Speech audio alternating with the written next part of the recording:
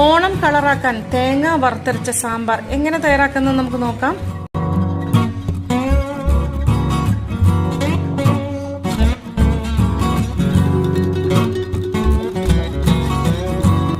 ആദ്യം ഒരു കടായിൽ ഈ കാണിച്ചിരിക്കുന്ന സ്പൈസസ് എല്ലാം പകുതി വറുത്ത ശേഷം തേങ്ങ ഈ സ്പൈസസ് കൊണ്ട് നന്നായിട്ട് വറുത്ത് നമുക്കിതൊന്ന് അരച്ചു മാറ്റി വെക്കാം.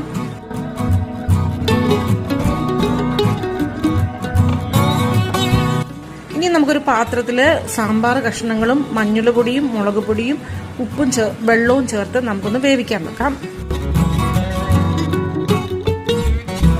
കഷ്ണങ്ങളെല്ലാം വെന്ത് വരുമ്പോഴേക്കും നമ്മൾ നേരത്തെ വേവിക്കാൻ വെച്ച തുവരപ്പരിപ്പ് ചേർത്ത് കൊടുക്കാം.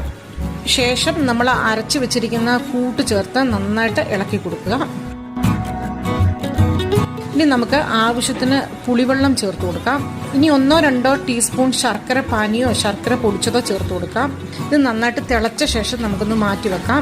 ഇനി നമുക്ക് താളിച്ച് ചേർക്കാം. ഇനി ഒരു കടായിൽ വെളിച്ചെണ്ണ ഒഴിച്ച് കടുകും ഉലുവയും പൊട്ടിച്ച ശേഷം കുറച്ച് കായം ചേർത്ത് കൊടുക്കുന്നുണ്ട്. എനിക്ക് കായപ്പൊടി ഇല്ലാത്തതുകൊണ്ടാണ് ഇങ്ങനെ ചേർത്ത് കൊടുക്കുന്നത്. ഇവിടെ ഞാൻ കുറച്ച് വെളുത്തുള്ളി ഇഞ്ചിയും ചേർക്കുന്നുണ്ട്. ഇത് ഓപ്ഷണലാണ്. ഇനി ഇതിൻ്റെ കൂടെ ധാരാളം ചെറിയുള്ളിയും കുറച്ച് വെണ്ടയ്ക്കയും കറിവേപ്പിലയും ചേർത്ത് നമുക്കൊന്ന് സോട്ട് ചെയ്തെടുക്കാം.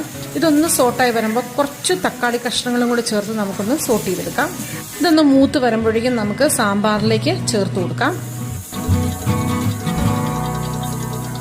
ആവശ്യത്തിന് മല്ലിയിലയും ചേർത്ത് നമുക്ക് ഉപയോഗിക്കാം. അപ്പം നല്ല നിറവും മണവുമുള്ള സാമ്പാർ റെഡിയായിട്ടുണ്ട്. എല്ലാവരും ഈ ഓണത്തിന് ട്രൈ ചെയ്യണേ. അപ്പം എല്ലാവർക്കും ബൈ, താങ്ക് യു.